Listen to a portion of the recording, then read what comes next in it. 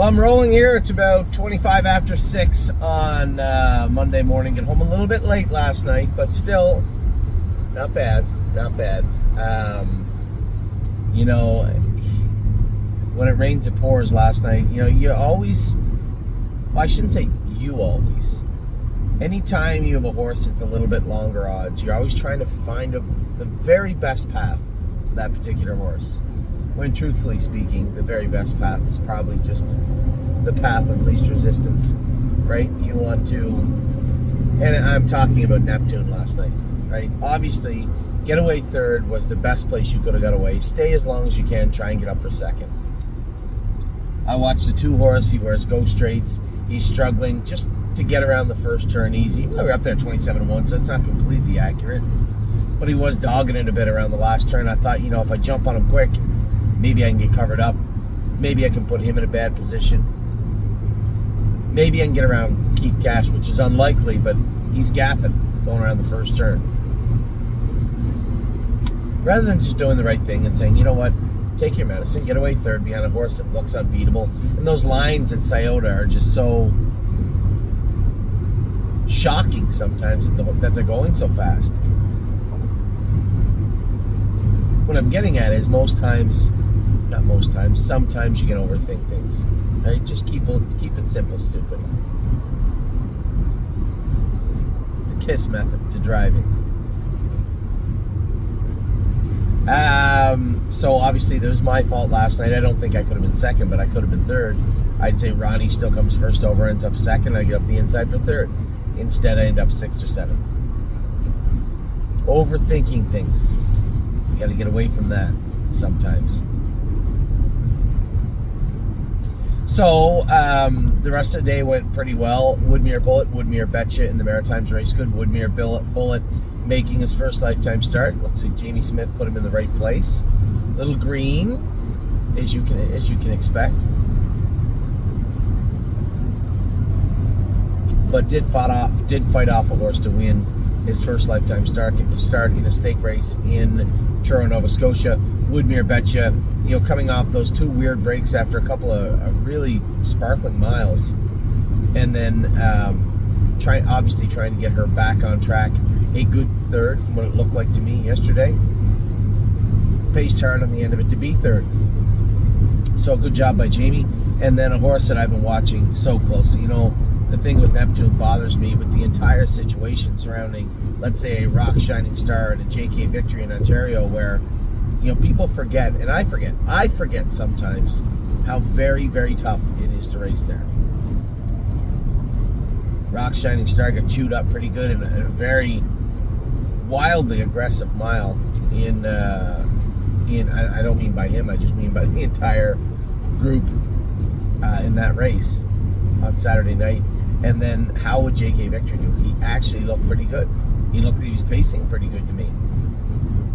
52, 51 and a piece. He paced 52, I guess.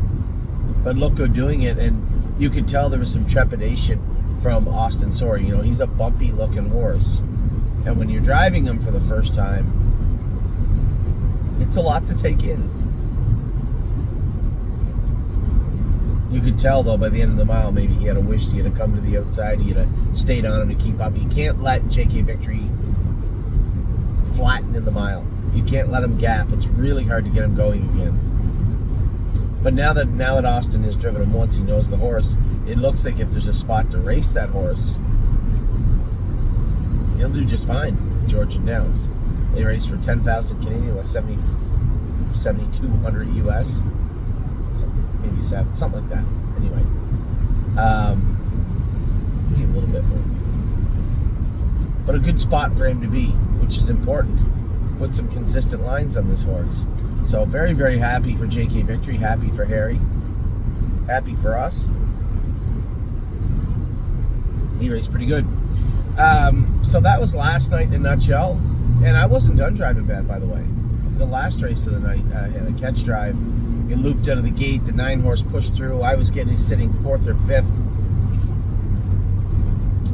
I knew the horse was back in to go Wednesday, and I wanted to move him calmly, quietly to the outside. But Chris played it smart. He came out around, busted out first over around me. I never got to move him. I didn't really want to move him too early anyway, or she, I guess. I'm not sure which it is. But I ended up getting pinned in and getting out late and finishing fourth. There are people that drive for us. I would say that's a pretty good mile, especially coming back in 4 days. Not one of those people. I was pretty upset with myself last night after the last race. Just not what you would call a seamless evening. And you know, my first instinct was, geez, you know, things just aren't going right this weekend. But, you know, looking back on our entirety of our program on Saturday night, again, I don't want to beat this drum because it's done. You know, I'm going to turn that page. But I don't think I particularly did anything wrong Saturday night. In fact, driving-wise, I think I had not a bad day. So, do better when it comes to Neptune, and very happy with the way the rest of the horses raced. Obviously, the excitement for me now that everything's died down and I put everything away. That was last week. Go away. Now we're on to this week. Excited about Jailbird Jug. The only thing I'm not excited about, I did jam my overnight, my bag that I bring with me, my suits and whatnot, and I had to put some mud gear in there.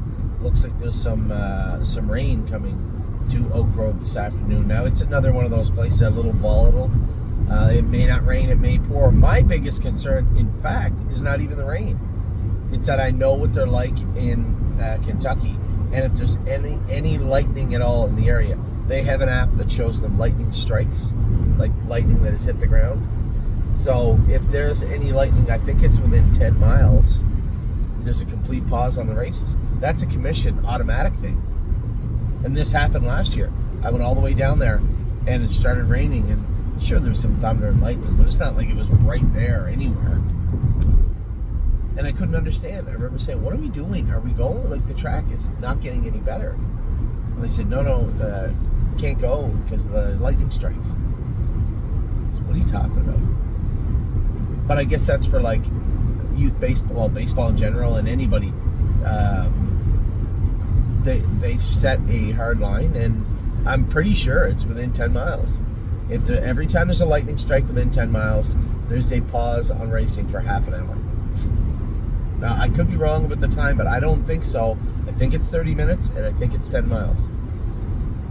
So when I see, you know, a lot of rain and that little thunderbolt on my weather app, it is a little bit concerning.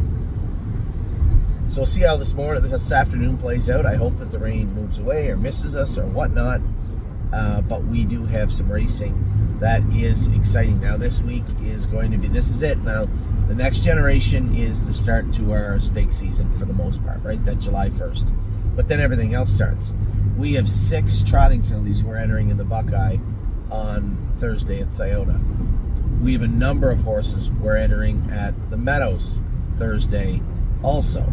So there is going to be a very, very busy day coming forward for me. Friday, I've talked to my brother Mark. I was so happy to see him back in action. He had injured himself, went down, of course, because he's a bad luck. He's a schlep rock. I don't even know what that means, but that's the word we used when we were kids, when you had bad luck. When somebody was just bad luck, they were a schlep. And he went down and fractured his wrist a little bit, hurt it. Anyway, he's back driving last Saturday, and won a few races at Goshen, so that was great to see.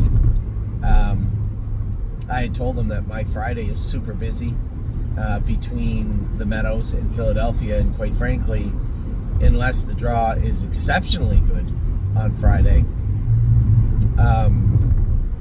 I'd asked him if he was available for Philadelphia, to which he said yes. So there's a decent chance that Mark will drive Arrowhead Hanover and Mark will drive Manhattan Money. We'll see how that plays out. I'm trying to figure out my weekend, right? Ollie arrives at Cooperstown. I guess they have like a thing where you have where you come in for the Olympics. Everybody comes in representing their team, right? Which is really cool. I want to be there for the opening ceremonies. Then on Sunday, there's a skills competition. I don't know if Ollie's in it. There's only so many members of each team that do things. So we'll see. So we'll see how that plays out. That's on Sunday. And then next Monday, a week from today, back with, I already know that Jailbird Jog made the final. She has a win. So I believe that's a foregone conclusion. And then we have Degas and Zena Kemp racing today. I think either or both of them would have to be first or second today. Definitely Degas would have to be at least second or third, I think. Greg had it all mapped out the other day. I slipped my mind. But Zena Kemp, I suspect, would definitely need to win. So that's what's going on today. Tomorrow I'm going to qualify. I am going to qualify Amy's filly, our filly. What hell's her name? Pretty Eyes and Lies. I'm going to school Hanger 1 tomorrow at the Meadows. As I said, want everybody just to relax. That doesn't mean he's qualifying yet. But I would like to school him a little bit tomorrow. And then we are going to start a very, very big week of, very busy and big week of racing. Double card Wednesday for me. Meadows, Northfield Thursday. Double card again, very likely. Meadows back, Scioto Downs. Friday, either Philadelphia or the Meadows. Saturday, we have the Trotting Colts in Scioto Downs. I don't know if we have anything really that important for Saturday overnights. Oh, yes, we do. Leland, all those horses. I don't know what stake race at the Meadows, but we have a number of horses to enter at the Meadows on Saturday. So that'll be another double day, likely. I'm going to fly to Cooperstown Sunday and fly to Oak Grove on Monday. Now, after Monday, I will be done for Tuesday, Wednesday, Thursday, Friday, Saturday. I think I'm done for those days. I'll be in Cooperstown all week with Ollie and the kids and Amy. So that is my week in a nutshell. It's going to be very busy, very chaotic, but chaotic in the sense of just busy, right? I think all of our fillies are ready to go for the Buckeyes. I think that our Trotting Colts are ready to go next weekend. We have other stake races coming up all over North America. It seems Ontario, I'm sure. There are races this week. Blue Rare will miss her first grassroots, I'm sure. I haven't checked in with Dominic, but just looking at the math, it just seems highly unlikely that she is going to be ready to go for her first one. But you know what? It's a long summer yet, and it had to be taken care of. So those are the things on the watch. I looked this morning. Money's tied up, has 24 shares left. So everybody that wanted in, that's good. I hope you got your shares. I don't know if we're going to leave them. I don't see why we wouldn't. I guess just leave them on the public board for now. These are our best bred horses that we are offering up this year. And with respect to that, probably come Friday, would Path of Totality be next, do you think? I think so. Probably Path. So, with that, I will talk to all of you very soon. I'm at the airport. I'm going to fly to Kentucky. Hopefully have a great day. It would be great to have a very good and a very dry day. But we'll start with good day first. So, take care. I hope you guys have a good start to your week. Also, I will talk to you all very soon. Have a wonderful Monday. Good luck at the races.